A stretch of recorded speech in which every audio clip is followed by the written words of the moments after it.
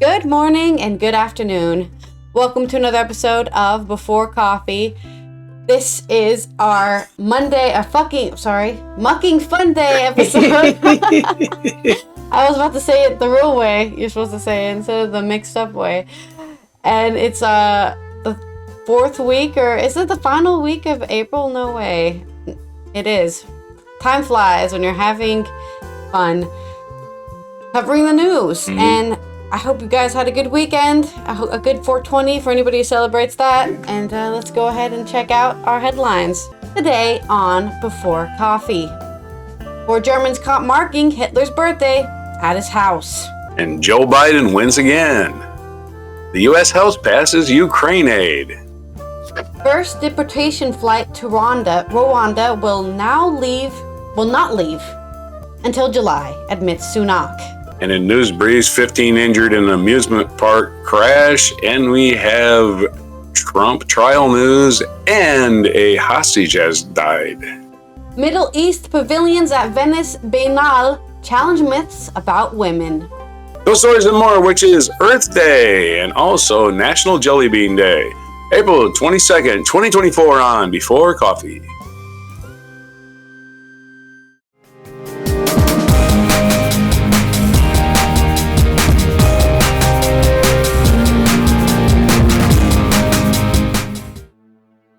Okay, right, let's get into our first news story about Germans doing weird things that are, maybe they shouldn't be doing, because it's illegal, actually, and to do anything to do with Nazism is illegal.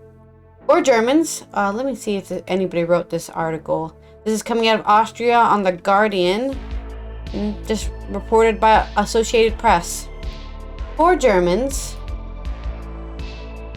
were caught laying white roses in memory of Adolf Hitler at the house where the Nazi dictator was born in Western Austria on the anniversary of his birth, and one gave a Hitler salute as they posted photos, police have said.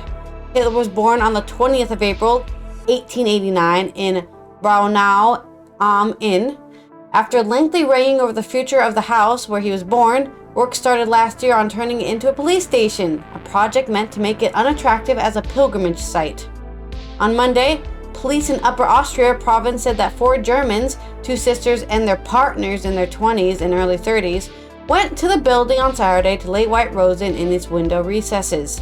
They posed in front of the house for photos, and one of the women gave the Hitler salute. Okay, all these people need to not have children. Unless those children rebel against them, I guess, and become anti-Nazis, anti-fascists. Patrolling officers noticed the group and took them to the police station for questioning. The woman said she had not meant the salute seriously. Okay, it was just a prank, bro. We were filming a YouTube video doing the Nazi salute at Hitler's house. How long does it take for us to get caught? Watch now, 10 minutes of Germans doing a prank. But officers said they found a chat with others on her mobile phone in which they shared Nazi-themed messages and pictures. Police said they were reporting all 4 to prosecutors on suspicion of violating the Austrian law that bans the symbols of Nazism. They probably also might get reported in German law as well. So, don't know. I mean, at least they self-reported themselves. Can't complain about that. Hey, let's just openly present ourselves as Nazis. Nothing bad will happen. You know it's really bad when the fascists feel safe enough to be fascists. So stay safe out there, guys, and punch a Nazi. That's my story. You're muted. I say people don't know. They're young. They don't realize. Right? It's like, it's just fun. We're youthful enthusiasm. Nope, you're morons. You don't realize. Once people start dividing us up, that's when it gets that way, right? Yeah. Well, it's always been the way, I guess. All right, so I guess that's your Nazi news.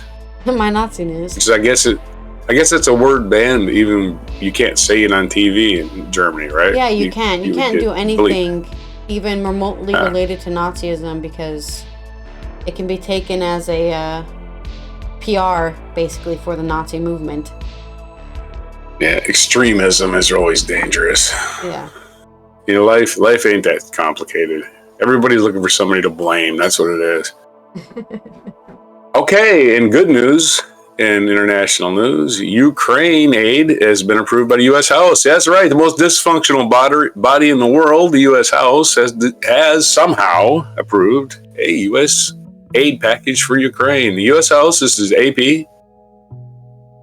The House has approved the $95 billion in foreign aid for Ukraine, Israel, and other U.S. allies in a rare weekend session as Democrats and Republicans banded together after months of hard right resistance over renewed American support for repelling Russia's invasion. With an overwhelming vote Saturday, the $61 billion aid for Ukraine passed in a matter of minutes, a strong showing as American lawmakers raced to deliver a fresh round of U.S. support for the war-torn ally.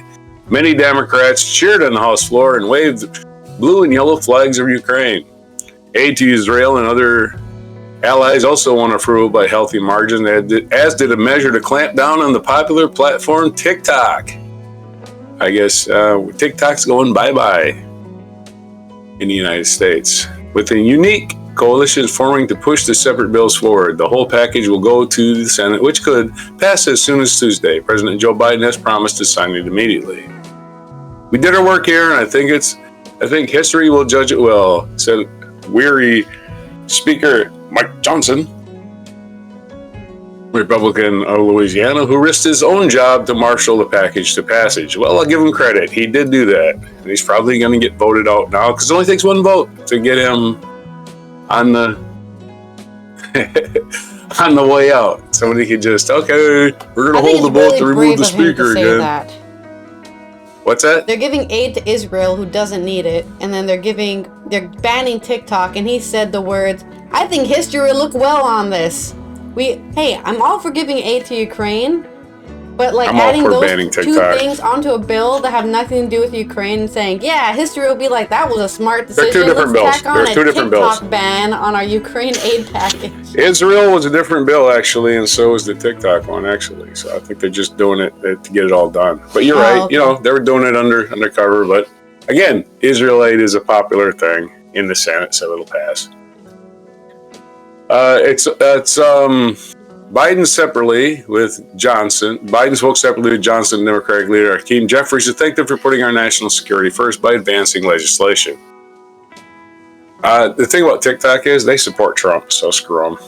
I urge Senate to quickly send this package to my desk. So I see it this way. TikTok is in everybody's phones, and they support Trump, and they're going to fucking hack everybody's phones. That's the way I see it. So screw TikTok. Go to hell with TikTok. I don't care. I won't miss it. Facebook has the same thing. YouTube has the same thing. Who cares? Biden spoke separately with Johnson and Democratic leader Hakeem Jeffries to thank them for putting our national security first by advancing. I already read that, huh? I urge the Senate to quickly send this package to my desk so that I can sign it into law and we can quickly send weapons and equipment to Ukraine to meet their urgent battlefield needs, the president said. President Volodymyr Zelensky of Ukraine said he was grateful to both parties in the House and personally Speaker Mike Johnson for a decision that keeps history on the right track, he said on X, formerly Twitter. Thank you, America, he said. The scene in Congress was a striking display of actions after months of dysfunction and stalemate fueled by Republicans who hold the majority but are deeply split over foreign aid, particularly for Ukraine. Johnson relied on Democrats to ensure the military and humanitarian funding, the first major package for Ukraine since December 22.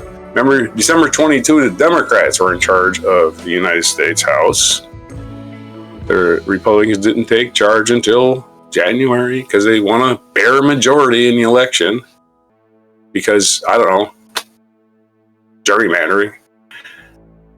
The morning opened with a somber and serious debate and an unusual sense of purpose as Republicans and Democratic leaders united to urge quick approval, saying that it would ensure the United States supported its allies and remained a leader in the world stage. The House's visitor galleries were crowded with onlookers. The eyes of the world are upon us, and history will judge what we will do here and now, said Michael McCall, our Texas chairman of the House Foreign Affairs Committee. Passage through the House cleared the way for the biggest hurdle to Biden's funding request, first made in October as Ukraine's military supplies began to run low. The GOP-controlled House struggled for months to do over what to do, first demanding that any assistance for Ukraine be tied to policy changes with the U.S.-Mexico border, which is, of course, a Russian talking point, only to immediately reject the bipartisan Senate offer along those very lines. Reaching an endgame has been an excruciating lift for Johnson that has tested most of the resolve and his support among Republicans, with a small but growing number now openly urging for his removal from the Speaker's office. Yet congressional leaders cast the votes as a turning point in history, an urgent sacrifice as U.S. allies are beleaguered by wars and threats from continental Europe and Middle East and Indo-Pacific. I think what really pushed us over the edge was the Iran attacking Israel. And the briefings that they got have indicated that Iran, Russia, and China are getting together on Russia's side to you can't totally blame them. America's never been on Iranian side, so why would they side with anyone America? I can't blame who. Iran has never been accepted by America. I can blame Iran's government is a religious totalitarianism, Taliban-like leadership. So yeah, not the Iranian people we have an argument with, but the Iranian. You want total Muslim rule? I'm not so favorable. I don't think that's going to happen. I'm just saying, of course, Iran is going to side with anyone the Iran who's regime against is a America, bad regime for because America human has rights. never been on the side of Iran historically, and recently I Well, would argue after there's 1979, a lot of anti-Iranian propaganda in America. 1979, when they took the hostages, no. I'm Not just since saying, 1979, we even haven't. currently, right now, there's a lot of anti-Iranian propaganda, even before they were siding with Russia. No? I don't care about propaganda. I'm talking about actual That's facts. nice, but people who make laws do, because they're the ones putting out the propaganda. I'm talking about actual intel that the House Intel Committee actually sees about who's talking to who and who's. I don't know if it's propaganda, but I think intel is usually intel. I don't think you understand my point, but let's just move on. Oh, the United States does bad things is your point? Wow, that's not really a revelation. But No, that wasn't no, my I guess point, I'm done. but we just went over that you didn't understand it, so it's fine. I understand you think the United States has never supported Iran for some reason, but we do it. I've actually had an agreement with Iran to disassemble their nuclear capabilities right before Trump took office. Trump destroyed it completely. Mm-hmm. So we were definitely in talks with Iran, and Donald Trump totally and completely destroyed all of our diplomatic, what do you want to call it? Yeah. What do you call the word? And now all it makes sense for them to side Donald with Trump. Russia. Yeah. So every time we make a progress with somebody comes and blows it up. Yep. So it's a complicated issue. It's very simple to say United States bad, everybody else good. That's totally misses the point. I didn't say those words, but nuance, like I said, the nuance of the world. Yeah. All right, next story, I guess. Your story. Oh, that was the end? That's it. Well, it's good that the House passed something or some things and finally did something instead of arguing about how, they can't pass this for whatever reason. I'm sure that they'd love to make up why they can't pass something. So, good job, you. The lowest bar, you met the lowest bar. You did your jobs and you passed some bills. Well, like I said, it probably tilted them towards it when they realized, oh my God, Iran and Russia, they're the axis of evil that George Bush talked about a long time ago. Axis of evil. That's the way they still think, a lot of them. Yeah, for sure. So. I mean, they're all still living in 1990s, probably, so they don't realize we're in 2024. Some of these politicians... They got 300 votes, but most of those are Democratic votes. Don't forget that. Well, we'll see what the Senate does, and I'm sure you'll have an update. The Democrats are really torn on Israeli aid. Believe me, they are torn on that because they actually think about issues instead of going, "What's Donald Trump think about it?" Donald Trump thinks bomb everything. Okay, woo! Let's bomb the world. Unlike the Republican Party, the Democrats actually have Muslims in their serving office, so it's a little bit more complicated. For sure. Anyway, Okay. Because we're a Big Tent, the actual Big Tent party. Anyway, good. Our next article is going to be about a bit longer, and it's about the UK's politicians and how they've finally passed something as well about deportating all of their immigrants or migrants or whatever, the people they don't want to stay in their country. They're deporting them to Rwanda.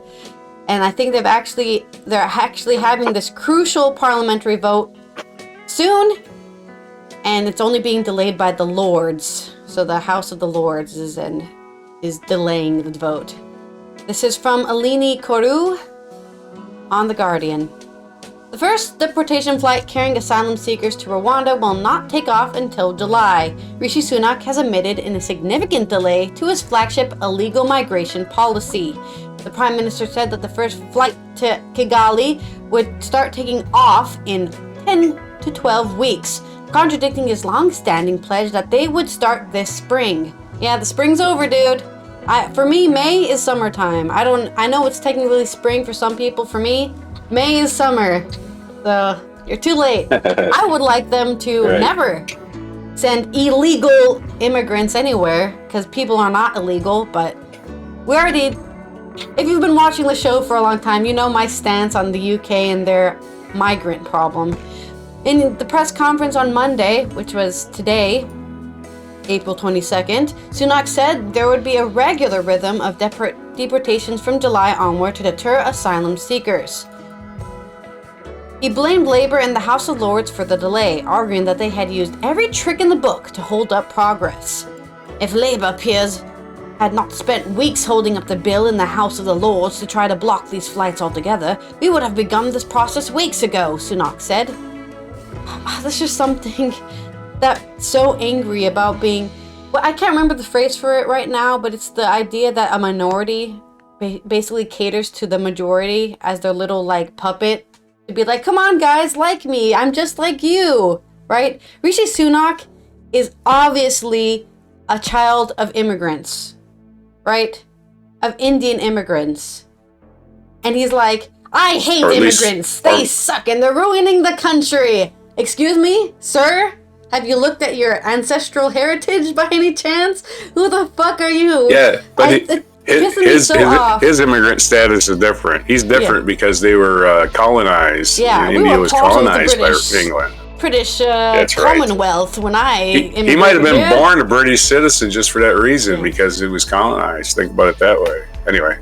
I understand what, literally what's happened or whatever, but it's just, there's something that pissed me off about a minority.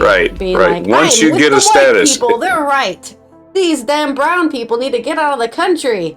Huh? Hey. Have you looked at your skin color, dude, recently? They will turn on you just as easily. There's plenty of Mexicans in the U.S. that feel the same way about illegal aliens. A lot of Cubans, but they're white Cubans, right? As well. Yeah. The joke is. Yeah. But, yeah. Let's continue with this bullshit from Sunak. The session of legal challenges and parliamentary hurdles have prevented the Rwanda deportation policy, which would send asylum seekers who arrive in the UK on small boats to the East African country for processing and from being implemented.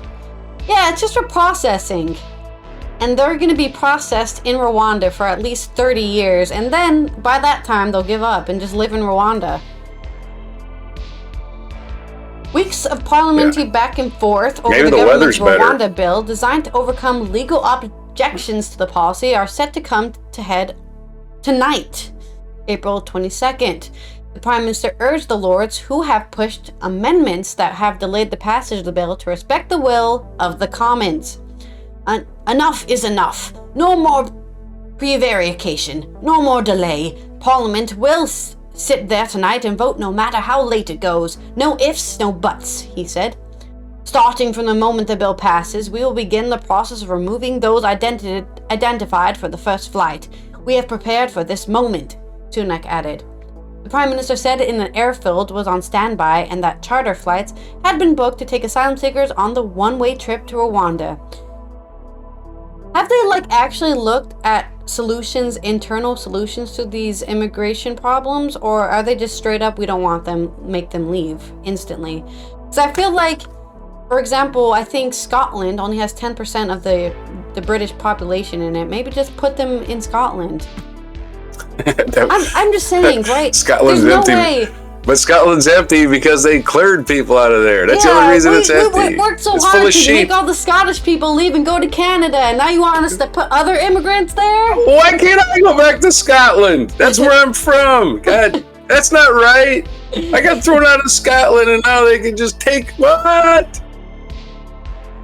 What about the sheep? Who's going to think about the sheep? Anyway. I don't know. I guess maybe Scotland's also the poor sheep. Where are they going to go? A bunch of asylum seekers just pushed onto them, I'm sure. That would be highly ironic, right? Yeah.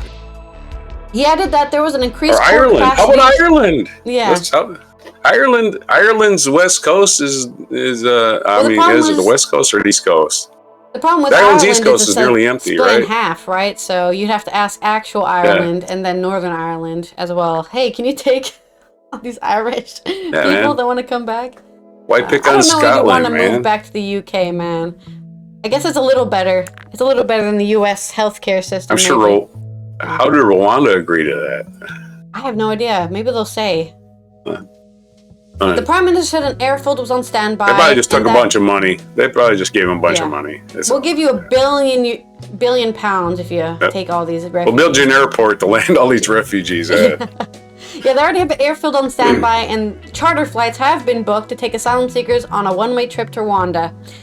He added that there was increased court capacity to deal with any legal cases quickly and capacity, including 25 courtrooms and 150 judges who could provide 5,000 sitting days.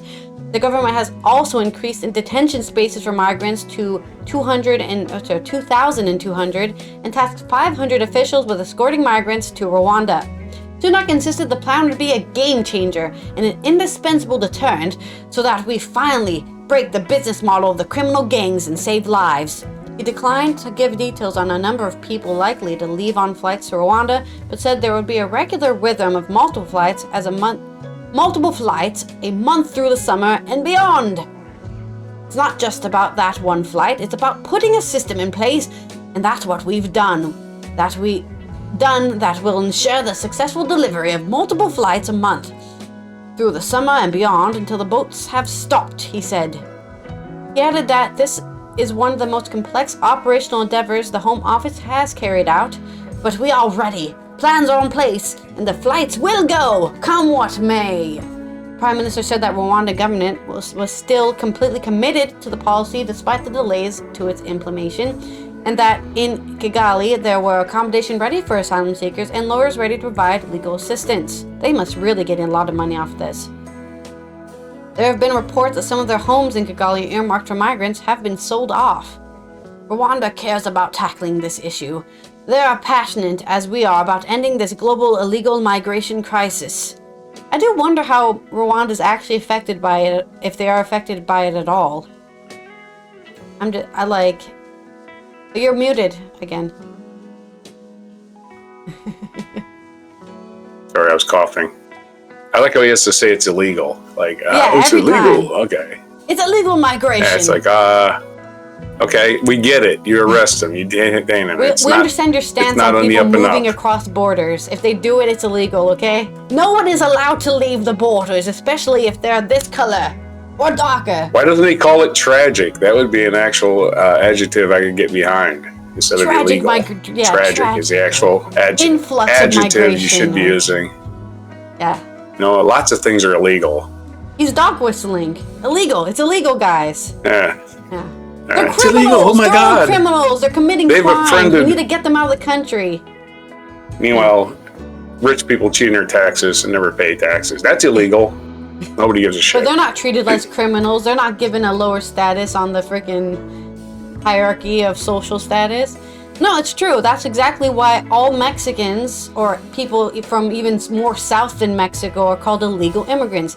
They may be here legally, completely legally, but it's way easier to call them illegal Most immigrants. people in the United States then illegally in your mind, get here on you can paint them airplanes. all as criminals, right? If you just keep calling them all illegal, they're all criminals. Every single person who comes across the border. Like I said, most people here illegally in the United States who are not legal citizens got here in airplanes. Yeah. So the border is just a fucking red herring. No, the thing is actually what's happening is they did come here legally, right? Because they went through a border with their passport, and then they just stayed illegally. Stay. You just never go home. Yeah. So they're illegally staying here, but that doesn't make them illegal immigrants. Okay. Right. Yeah. They're not going home. They're never leaving. They got a job. They've been here 15 years. Right? They have family. You know, their kids are going into schools, and they got here in an airplane. And they came from, ever paid. They came from France, for all you know. The worst part about being an immigrant with an illegal status is that you pay more taxes than everybody, and you don't get to file a return. They just keep that money. You can't report crimes. Say your husband beats you up, call the cops. They're going to deport all of you, your entire family. It's awful. So, yep. Anyways, I'm an open borders kind of gal, so I'm just completely against anything that is painting people as illegal. Well, you're wishing for a simpler time before borders existed. You know, I just wanted to be able to walk pie in the sky, north to south, south to north, and nobody stops me and asks me, "What are you doing here? Are you a spy from China or some shit?" Like, okay. Oh, I was born to Berlin Wall was going up, so don't ask me. I've had to deal with it my whole life, and I kind of accepted it. So unfortunate, yeah. Okay, anyways, let's finish this article here. Foreign Officer Minister Andrew Mitchell suggested earlier that the objections of peers border on racism and claimed Rwanda's capital, Kigali, was safer than London. Referring to a Lord's amendment to the Rwanda bill, which proposes independent monitoring of the country's safety, separate from its own judiciary, Mitchell told BBC Radio 4's Today program, "Some of the discussions which have gone on in the Lords about the judicial arrangements, legal arrangements within Rwanda, have been patronizing and, in my view, a border on racism. So we don't think it's necessary to have that amendment either, and that the necessary structures are in place to ensure that the scheme works properly and fairly." Oh yeah, there were all those people. Somebody's making money off this. It is Africa, and they are pretty brown. They might be abusing us, and they probably kill all the freaking migrants when they get there. I don't know. Yeah, I guess that you could argue that's racist. But that just sounds like they're trying to dismiss the point. You're just being racist. Huh? Okay. Mitchell added that if you look at the statistics, Kigali is arguably safer than London, so I have no doubt about all the safety of Rwanda and the efficacy of the scheme. He praised Rwanda's President Paul Kagame for leading a remarkable regime. Might be safer. Well, let's hope he doesn't eat those words later. Not saying that he will, but it would be, whatever. Some sort of clarity. It's a big, messy world. The Rwanda deportation plan was first announced by Boris Johnson in April 2022, but is yet to become an operational 2 years later. The overall cost of the scheme stands at more than £500 million, so they didn't pay Rwanda £1 billion yet, according to the figures related to National Audit Office. Before Sunak's press conference on Monday, which was today, April 22nd, Downing Street had been insisting that flights to Rwanda would take off this spring. Conservative strategists want to ensure the policy becomes operational before the general election later this year. So there's your update on what they're doing with all their migrants in the UK. And I'm sure everything, I am really interested in the migrants' opinion on this, and if they are happy or angry or what they feel about probably paying some smuggler to get them across the channel all the way from where they're coming from all over the place. But I think there's a lot of people came from Sudan, for example, and then they're just putting them on a plane back to Rwanda. Feel about this well, somebody's making money off it. Yeah, somebody's making money. There's no way. Oh, they just want the money. Instead of smugglers making the money, they want the money, probably. So that's my story. On to your news briefs, your mini stories you got. News briefs today. We're ripped to these as fast as we can. This is to the 3-minute read. It says 15 people injured when tram collides with guardrail at Universal Studios theme parks near Los Angeles. This is from AP News. More than a dozen people suffered mostly minor injuries when a tram used for tours crashed into a railing at Universal Studios Hollywood near Los Angeles. Authorities in the company said Los Angeles County Fire Department units responded shortly after 9 p.m. Saturday to the theme park at Universal Cities, about 10 miles northwest of downtown Los Angeles, the agency said in a social media post. The California Highway Patrol said that while the tram was negotiating a turn, the last car collided with a metal guardrail, causing it to tilt and eject multiple passengers. The fire department said 15 people were taken to hospitals with minor injuries. The Highway Patrol statement on Sunday says some of the injuries were moderate, but didn't specify the number. Our thoughts continue to be with the guests who were involved, and we're thankful that based on emergency agency reports, injuries sustained were minor. We're working closely with public agencies, including the Highway Patrol, as we continue to renew our incident safety. It remains our top priority, the statement said. The Highway Patrol, which is leading the investigation, said alcohol and drugs were not considered a factor. The tram circuit, called the world-famous Studio Tour, offers a glimpse behind the scenes of Universal movies, including Jaws, Jordan Peele's Nope. The theme park will celebrate the 60th anniversary of the tour starting Friday. Okay, so yeah, there's your theme park news. Nobody killed, but lots of people just thrown off a ride at the old theme park. Which, again, if you're gonna try to relive a dangerous movie, a little bit of reality comes into your life as you go flying off the ride. Oh shit! Well, you got your family adrenaline vacation for sure. just burned to hell. Neck braces and wheelchairs and lawsuits, my friends. Yep. Everywhere. And another news briefs. Let's see, we got one more story here. Oop. The National Press Club issues a statement on Terry Anderson, the hostage that was taken in 1985 and held for 7 years during the Reagan administration, has passed away. And the National Press Club has issued a statement. We are saddened to learn the death today of Terry Anderson, whose distinguished career in journalism for the Associated Press, who was held hostage in Lebanon for nearly 7 years while reporting there. Mr. Anderson was a frequent visitor to the National Press Club after his release and shared much about his experience and remarks at the club and through his book, Den of Lions. For many years, Mr. Anderson has had the distinction of being the longest held U.S. journalist hostage. We live to see that unfortunate record eclipsed by a journalist, Austin Tice, currently held in Syria for nearly 12 years. Wow. When Anderson was kidnapped, the press club flew a banner across this building to remind journalists and the public of its plight. Similarly, the club now has a banner for Austin Tice on F Street. Through his life and his work, Terry Anderson reminded us that journalism is a dangerous business, and for correspondents in particular, take a great personal risk to keep the public informed. Years after his ordeal, Mr. Anderson continued to suffer from PTSD resulting from long periods of isolation and brutal treatment at the hands of his captors. Anderson gave his formal speech at the National Press Club on March 16, 1993. His remarks and the following Q&A are available on C-SPAN's archives at cspan.org. Maybe I'll just go find those, huh? Founded in 1908, and the National Press Club is the world's leading professional organization for journalists, with 3,000 members representing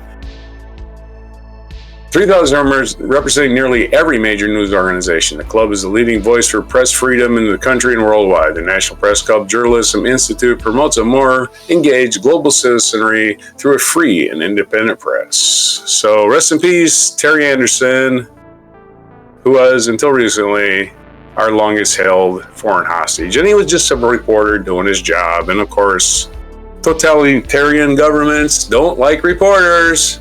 They don't like the truth. So there's your stories. There's your news briefs. Back to you.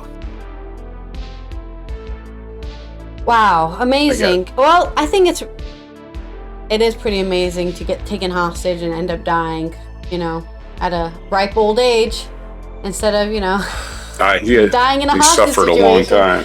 So, he survived. I've always thought war reporting is so interesting, the thrill as well as a bit interesting. But then I remember I'm a woman, so I probably would be even more danger than a regular American journalist would be in. Like a man journalist, he's in a normal amount of danger because he's from America, so they can take him hostage, right? I would be even more danger as a woman, and that sucks. So no war reporting for me, unfortunately. I'll just stick to local reporting and sitting here in my chair safely in the Netherlands. Yeah. But I did do a photo It's a dangerous job. Of paintball, and they did make jokes that now you have practice for war reporting because I was running around in a paintball field dodging shots while I was taking photos of like a bunch of kids playing. So I'm now an expert at least taking photos of people in live conflict. Yeah. Not currently worried about Hezbollah, are you? Yeah, I know. Okay. All right, let's go to our culture segment, which is about the Middle East. They're on topic today. This is from Euronews Culture by Rebecca Ann Hughes. Saudi Arabia and Lebanon's installations at the Venice Biennale seek to redress the balance by questioning masculine views and Western myths surrounding the portrayal of women in Middle Eastern societies. In the desert-hued pavilion of Saudi Arabia at the Venice Biennale, a rising harmonized humming fills the space. These are the voices of some 1,000 Saudi women that artist Manal Al-Dowayan has brought with her to the international exhibition. With her all-female team of curators, Al-Dowayan's installation aims to be a rebuttal of the international media's preconceptions of women in Saudi Arabia and an amplification of their own voices instead. In Lebanon's pavilion, artist Maunira Al-Sol challenges the male gaze and the way it has shaped the ancient myths of Europa. Like Al-Doyan, she returns the narrative power to women. The Saudi pavilion in the Arsenale is filled with giant, roughly circular silk panels suspended vertically from a ceiling or rising up from the floor. They are called the Desert Rose, a crystal formation that appears in the dunes near where Al-Doyan lives. In Western literature, women always seem to be compared to a delicate English rose, she tells me.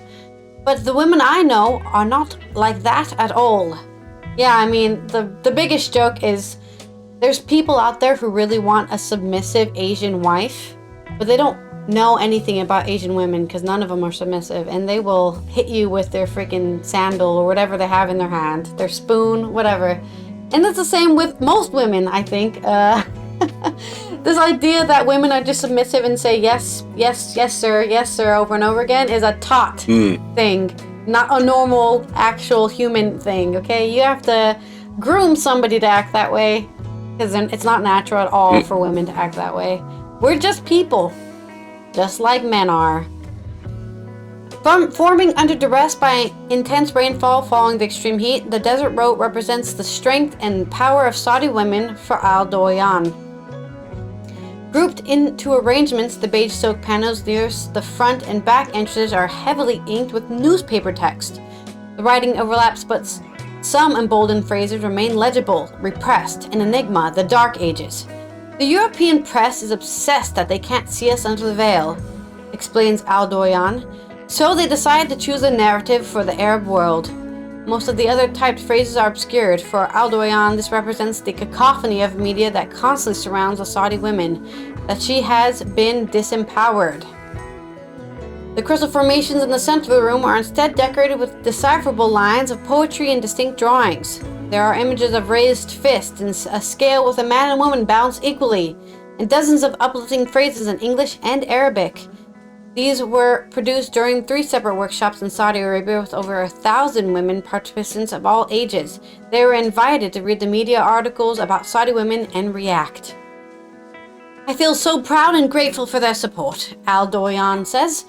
It was a sense of the solidarity that I needed to repay, so I brought them all with me symbolically to Venice and placed them at the heart of my work. As you wander around, the swelling noises of humming begins over loudspeakers. This recreates the singing that emanates from sand dunes when they move. The sound is made when tiny grains rump together, explains curator Shadeen Al-Bulahed. It shows that small voices can make a big sound. We are entering a new stage in Saudi Arabia where women are given many more opportunities and rights, adds Al-Doyan. We need to redefine how our bodies and voices exist in the public sphere. In Lebanon's pavilion, Monria Al-Sol is busting a millennia-old myth, going right back to the country's origins and its Phoenician ancestors. In A Dance with Her Myth, Al-Sol examines the story of the Phoenician princess Europa, who was seduced and abducted by Zeus, disguised as a white bull. Over the centuries, particularly in Western painting, the representation of the myth has evolved from abduction to consent, always dictated by the male gaze. Ah yes, Zeus, famously not the biggest rapist in Greek mythology. He is. Literally, there's so many mythological stories about Zeus just getting everyone pregnant and always doing it in a sly way, like this instance where he is disguised as a very white bull, and then she's like, wow, that's a really pretty bull, let me ride it, and then it's like, it's me, Zeus, surprise. You can't trust anything in this world. Al-Sol instead chooses to reinterpret the myth with gender equality. She upsets the balance of power. It's a fable. Sorry? It's a fable. As far as we know, just it like didn't really Jesus actually is a fable. happen. Yeah, exactly. I wasn't there. It's a little thing you can learn. No idea. Zeus could have been a real guy. It's a way. No clue. It's a way to teach primitive people fables, keep them in line. She upsets the balance of power between the dominating god and the dominated princess. Princess Europa cooperates with Zeus and manipulates him. It is she who holds him and carries him away by walking on water. She who tosses him around with her feet as if he were a kicking ball. I wish they would show me this image though, but they didn't show it to me. They just showed an image of other things. In her quest, the artist pushes deconstruction of gender stereotypes to extreme by reversing the roles and the sexes, including Hercules' dog, who becomes female. A Dance with Her Myth is set up around a boat, inviting visitors of a symbolic journey of emancipation and gender equality. Its unfinished structure indicates that the journey is not fully complete. On the boat's sail, a 12-minute film is projected with scenes of the goddess spinning in an urn containing a bull's head. I looked for a magnificent white bull, but all I found was a goat, reads a line of poetry. I want to show that we as women do not want to play the role as victims, also said in an interview with Pavilion curator Nada Gandawar. We need to take back our stories, color them, change them, and reverse them, turn them around in order to reappropriate them. So, yeah, I mean, this is very common. There's a guy, he makes a piece of art. He never consulted a single woman about the things he wrote or the things he painted, and it's like, this is reality now. It's like, as a woman, as most women, none of us would react this way, but you just made it up in your head, and now we have a stereotype for all women because this one guy creates a stereotype just out of thin air. Well, he's a man and he knows everything, so, you know, don't ask the women if that's realistic. Like, all this. Don't worry your pretty little head. Yeah, I mean, there's so many smut novels, are the most famous ones, right? All the smut novels where it's like, her breasts quivered with anticipation. I'm like, I'm sorry? Breasts don't quiver. What is going on here? You know, there's so much. Smut is very famously just like men don't understand how women work at all. This is why they've never touched a woman. Women read those things. Men don't read them. Like you say, those novels are terrible, but is it men that consume them? So who's wrong here? No, I think it's the people that buy them. I'm just saying it's just wrong. That's all. It sure is wrong, but why are people consuming them? Don't know what the fuck they don't know what the fuck they're talking about. That's all I'm saying. Buying something doesn't mean you agree with the illogical representation of the female body. It could be pen names. I'm not sure men write any of those, but yeah. Oh, maybe, but I have no idea. I'm just saying it's a famous meme on the internet to be like, I was reading this smut thing, and then they said something that does not happen to women at all, ever, you know? That's not possible. Why? A man had to. Why are they reading smut? Smut readers? I question their motives. I don't read. You're smut reading smut myself, and you're expecting I'm sure treasure. There's reasons that people do it. I know. Don't defend yourself. I'm attacking the people that like. Really, you're reading smut and expecting treasure. Like, oh, this is literary gold. Yeah, I guess so. But that's the end It's of my like reading article. Penthouse Letter. Good job for Penthouse the people letters are famous in for Saudi that. Arabia and greater region, proving that women Right on. are not just, victims of male whatever.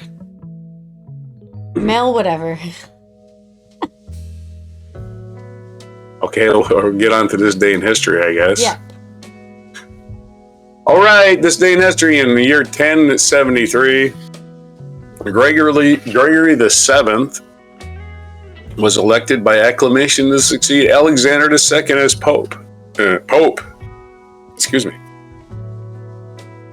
1370, construction began on the Bastille, the medieval fortress that came to symbolize French despotism. Bastille, very infamous prison, very cruel place.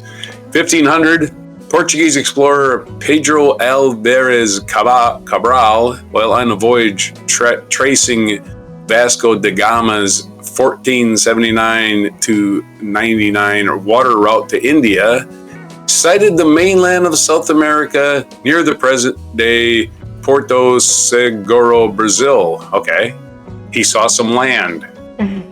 Good job for him. Way to go, boy. There it is, Brazil. Woohoo! What's Brazil?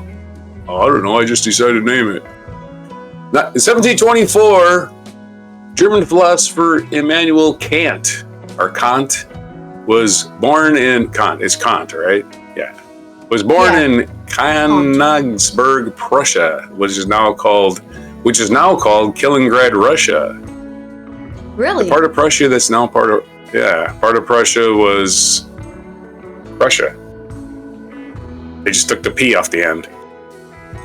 Or off the start.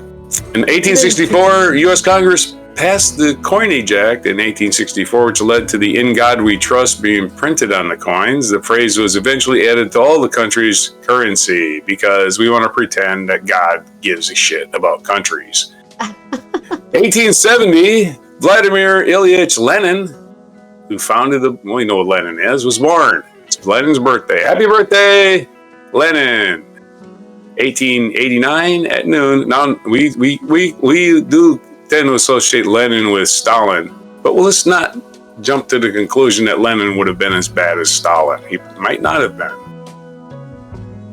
Not necessarily all Bolsheviks were on the same wavelength. In 1889, at noon, by federal decree, white settlers were allowed into Indian territory, sparking a land rush involving tens of thousands of what became Oklahoma Territory. In other words, that was the federal government saying, oh yeah, we had our fingers crossed when we promised this land to you, Indians. Now, here comes a bunch of white people to take it from you. What 1904 American. Back? Of course, the entire, 80% of the state of Oklahoma is still Indian reservation. It's been declared by the federal government, Indian reservation. Yeah. So you're on reservation almost everywhere in Oklahoma. You're on a reservation. American theoretical physicist. For the 4 months or whatever we lived there, people thought I was Native American. That's right. So, and of course, you remember the streets, like the state highways and stuff are in great shape because the Indian casinos took care of the roads there. But the local city streets, since it was local taxpayers' dollars that had to fix the streets, there was no local city streets. There was just navigating around the potholes. Anyway, Oklahoma. This day became the Sooner Territory in 1889. In 1904, American theoretical Oppenheimer. Oppenheimer was born this day. Happy birthday, Oppenheimer. I had to go and read a bunch of words. You know who he is. J. Robert Oppenheimer is born this day. And if you haven't seen the film, I guess go watch it. If you care. It's not like he's a rocket scientist or anything. Oh, wait, he is. Anyway, 1915, World War I, German forces introduced the minimize use of chemical warfare. Well, another great thing the Germans came up with is chlorine gas. Yay!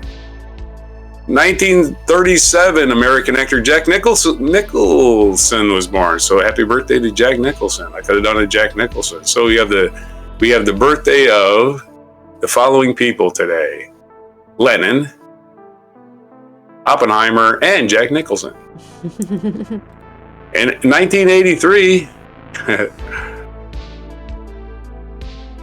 1983, as we slowly get through this, the German magazine Stern created a sensation when it announced the discovery of the Hitler Diaries. 60 volumes of journals poorly written by Adolf Hitler. However, they were quickly determined to be forgeries. Wow. 1994, Richard Nixon died on this day. 2004, an American football player, Pat Tillman, who had left a lucrative NFL career to enlist in the Army following the September 11th attacks, died in Afghanistan. Although initial reports claimed he was killed by enemy forces, it was eventually revealed that died in a friendly fire incident. It was not a friendly fire incident. It was fratricide. He was murdered. It wasn't friendly fire accident. He was murdered because he came out against the Bush administration, and these fellow people didn't like him. So yeah, he was basically murdered, and whoever did it got away with it. 2016, more than 170 countries signed the Paris Agreement on Climate Change, a landmark treaty that sought to control and reduce greenhouse gas concentrations in the atmosphere. It took effect in November 2016. And our featured event, 1970, First Earth Day, first celebrated on this day, 1970, the U.S. Earth Day, founded by the American politician and conservationist Gaylord Anton Nelson of Wisconsin, helped spark the environmental movement and quickly grew into an international event. Other birthdays today: Miguel de Cervantes, Spanish writer. He died on April 22nd, 1616 in Madrid, Spain, at the age of, do some quick maths, what's 53? 69. Nice. Other birthdays today: Vladimir Lenin, we did. Vladimir Nabokov. Vladimir Nabokov was born in 1899, American author. He wrote Lolita. We did Oppenheimer, we did Nicholson, and it's also Brazilian football player Kaká. Kaká? K-A-K... Kaká? I don't know. What a weird name. Anyway, football player. Other words, soccer. And National Day calendar. What day is it today? Besides Earth Day, it is National Girl Scout Leaders Day, National Jelly Bean Day, Passover begins. So it is a traditional Jewish holiday, Passover. Every year, the spring festival called Passover is celebrated for 8 days, traditionally known as a major Jewish holiday. Many Christians have also begun to take part in celebrating Passover. The date of the festival is in accordance with the first full moon of the Hebrew calendar month, Nisan. I didn't know if Nissan was a car. Wow. For this reason, the date changes every year. Languages. You have different words and different languages mean different things, huh? Our Hebrew word for Passover is Pesach. The holiday is also called the Festival of Unleavened Bread. The roots of the Jewish holiday can be found in the Old Testament of the Bible. The main purpose of the holiday is to commemorate the biblical story of Exodus. This is when God freed the Israelites from slavery in Egypt. So that's what Passover is, and I guess we're having a full moon today, so it's nice to know. And go for a walk at midnight if the clouds are clear. Maybe it won't be cloudy. Maybe I'll get up my telescope. But that's it for today. On April 22nd, 2024 on Before Coffee. Okay, this has been awesome here from the Netherlands on our Mucking Fun Day. I hope you have a good Monday. Whether it is, busy, or just chilled out because you decided to have your day off on Monday, so you work on a Tuesday instead. Mess up your entire schedule. We will see you tomorrow for our Good Tues News Day, where we'll cover all the good news that's been happening over the past week and even on Tuesday itself. So keep your eye out on that. Don't forget to subscribe, click that like button, turn on those notifications. We're trying to get to that glorious 100 subscribers and then beyond. So we'll appreciate it if you help us get to that marker or that first kind of achievement point for a YouTube channel. Have a good one. Here is your mic drop moment. Being a journalist and even being a Marine and finally being a hostage for so long is that ordinary people can do the most extraordinary things when they have to. We all read about the bad things that people do. And believe me, like you, I've seen some pretty bad people do some pretty bad things. But mostly what I've seen is that people in dire circumstances do what they have to do. And they try to do it with a little grace and dignity. And they usually succeed. We were not particularly extraordinary men. But we did what we had to get through. And remember, don't anybody forget, we didn't all get through. In that wonderful burst of celebration when the hostage crisis was finally over, and I was the last one released, we forget. Several hostages died of illness or were murdered by their captors, including those who held us. Several never recovered. One went into a mental hospital on his release and never came out. Another one was in and out of mental hospitals for more than 10 years. We were all damaged in some way. Some of us took years to understand what kind of damage that we had. You can't go through something like that and not be damaged. So when I look at it, yes, it's great. I came home, I got a wonderful welcome when I came home. Incredible celebration. Those of you who are of a certain age may remember. Most of you are far too young. As did we all. But we have to remember the ones who didn't.